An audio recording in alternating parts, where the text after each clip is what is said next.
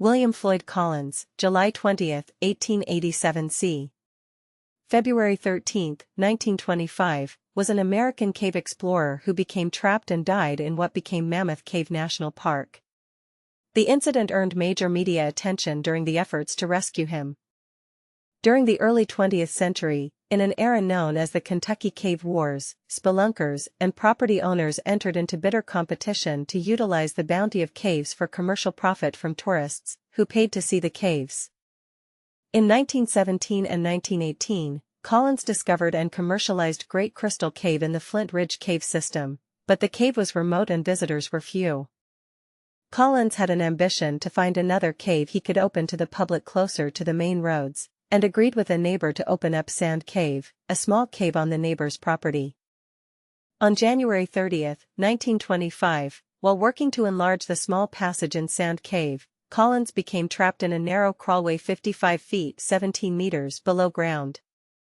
The rescue operation to save him became a national media sensation and one of the first major news stories to be reported using the new technology of broadcast radio.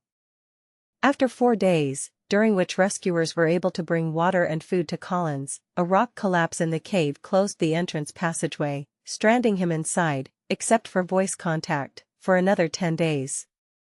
Collins died of thirst and hunger, compounded by exposure through hypothermia after being isolated for a total of 14 days, 3 days before a rescue shaft reached his position. Collins' body was recovered 2 months later.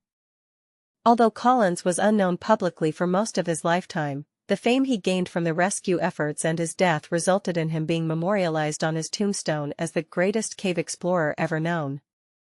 William Floyd Collins was born on July 20, 1887, the son of Leonidas Lee Collins, 1-858-1936, and Martha Jane, now copyright E. Burnett, 1-862-1915.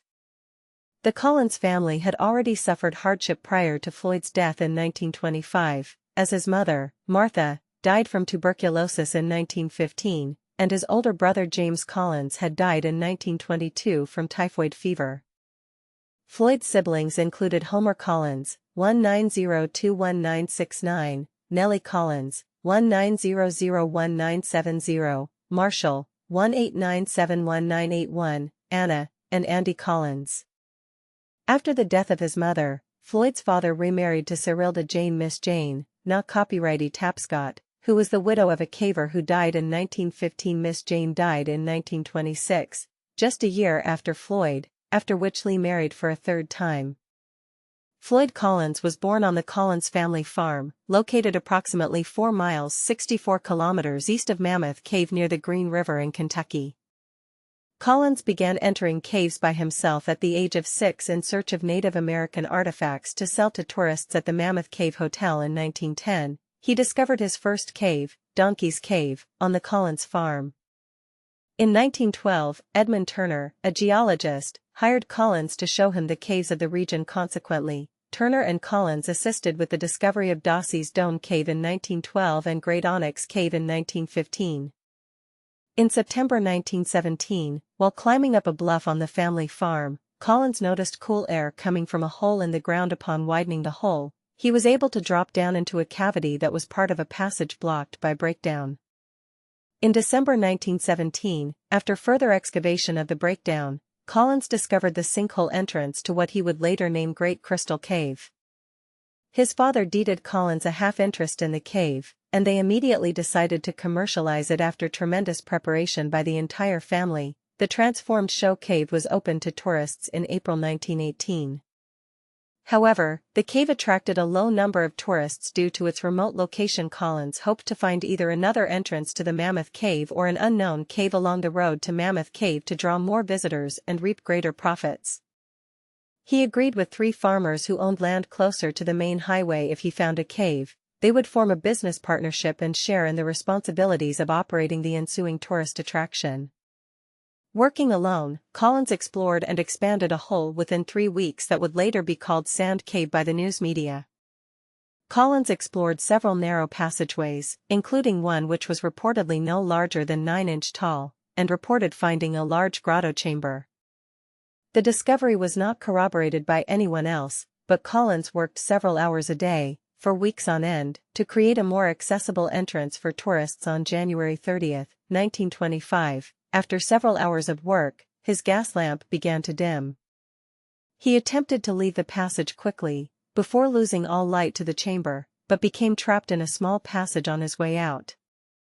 Collins accidentally knocked over his lamp, putting out the light, leading to the misplacement of his foot on what seemed to be a stable wall of the cave. The passage shifted, and he was caught by a 26.5-pound, 12.0 kilograms, rock that fell from the cave ceiling, pinning his left leg. Additionally, torrents of loose gravel fell and completely buried his body. He was trapped 150 feet 46 meters from the entrance. Neighbors began to worry for Collins the next day and went to find him.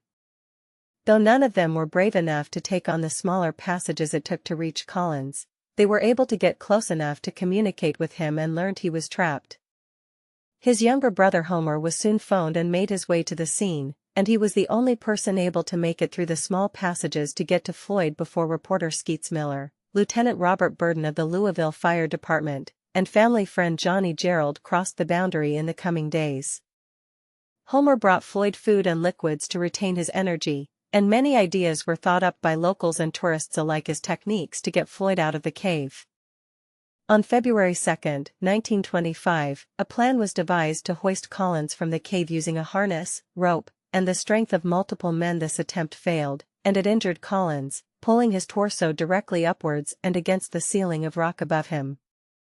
Rescuers ultimately decided the best way to get him out was to dig out each rock that surrounded him and leverage the large rock off his foot. Eventually, an electric light was run down the passage to provide him with lighting and some warmth. Due to the attention the disaster gained, hundreds of inexperienced cave explorers and tourists stood outside the mouth of the cave.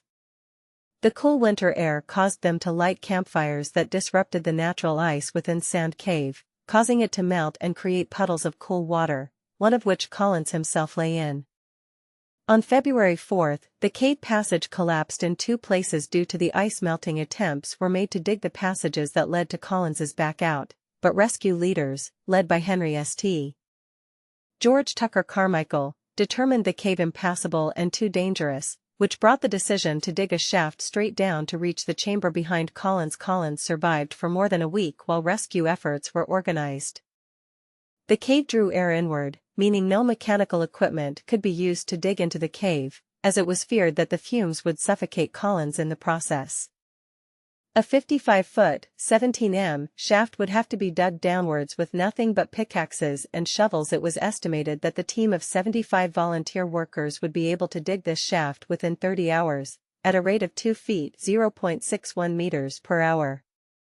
The first ton of dirt moved efficiently, though around 10 feet (30 meters) the shaft became so narrow that only 2 men could work at a time. By 15 feet (4.6 meters) workers hit boulders under the surface and began to use pickaxes. A series of pulley systems was used to remove rocks from the hole, but the pace of work slowed as they dug nearer to Collins. A radio amplifier had been jerry-rigged to the copper wire that connected Collins's light bulb. A scientist believed the amplifier could detect vibrations whenever Collins moved. The amplifier crackled 20 times every minute, a hopeful sign that Collins might be breathing. On February 11, 1925, tests showed that Collins' light bulb had gone out, meaning there was no way to tell if he was still alive.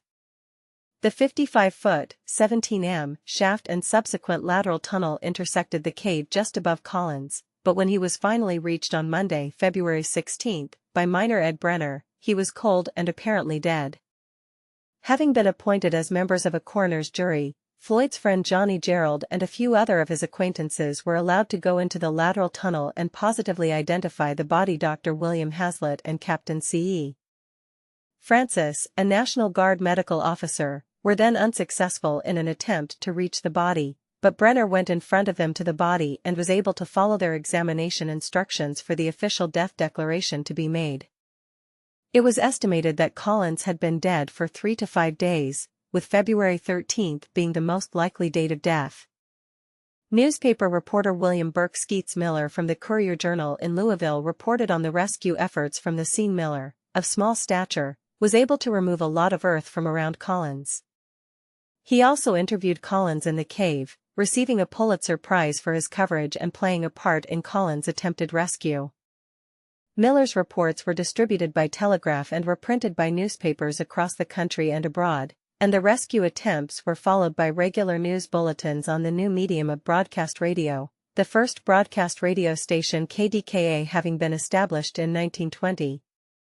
Shortly after the media arrived, the publicity drew crowds of tourists to the site, at one point numbering in the tens of thousands. Collins' neighbors sold hamburgers for 25 cents.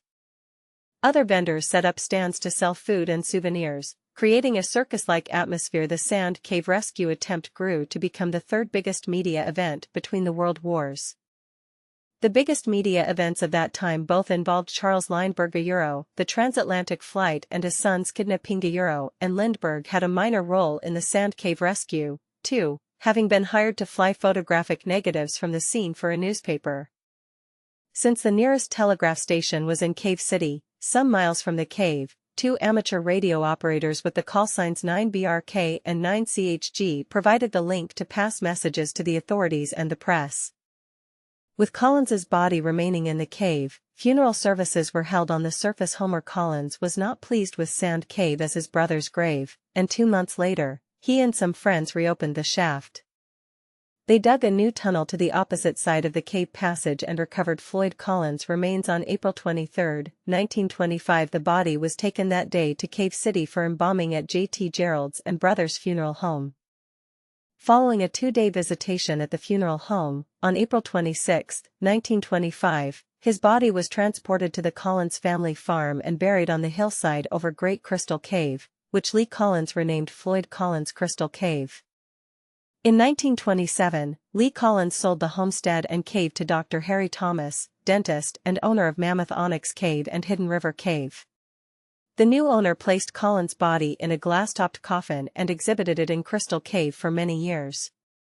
On March 19, 1929, the body was discovered to have been stolen. The body was later recovered, having been found in a nearby field, but the injured left leg was missing.